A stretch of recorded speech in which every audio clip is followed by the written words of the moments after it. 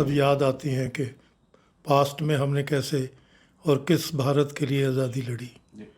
और उसमें बाबा साहब अम्बेडकर और भगत सिंह का विजन जो है बहुत क्लियर है। अब वो किसकी फ़ोटो किसके साथ लगाएं, लेकिन भगत सिंह और उनको तो वो नीचा नहीं कर सकते।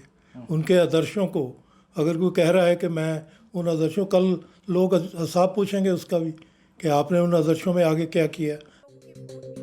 बीते दिन अरविंद केजरीवाल की पत्नी सुनीता केजरीवाल ने जनता को वीडियो कॉन्फ्रेंसिंग के जरिए अरविंद केजरीवाल का संदेश सुनाया था। इसमें सबका ध्यान खींचा था भगत सिंह और डॉक्टर अंबेडकर की तस्वीर के बीचों बीच लगी अरविंद केजरीवाल की तस्वीर ने, जो कि पहले उस जगह नहीं थी। इस वीडियो के आते ही ये वायरल होने लगी।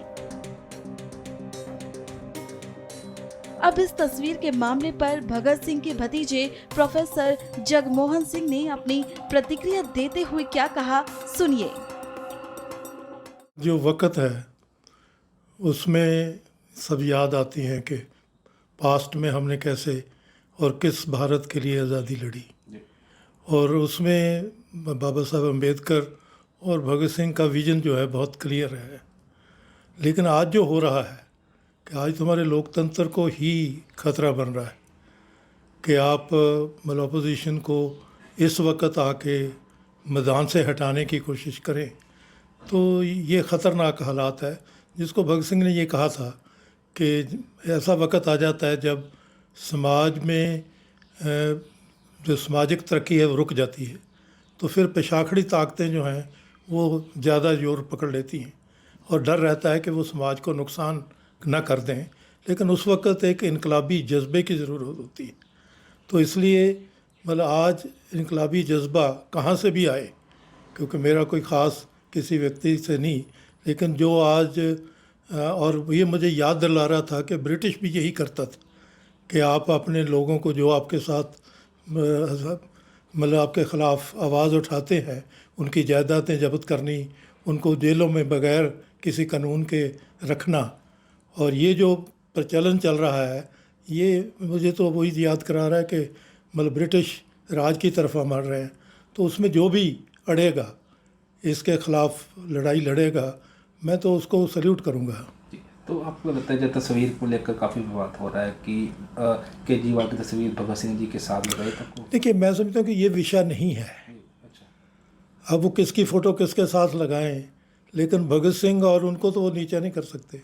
उनके आदर्शों को अगर कोई कह रहा है कि मैं उन आदर्शों, कल लोग साहब पूछेंगे उसका भी कि आपने उन आदर्शों में आगे क्या किया।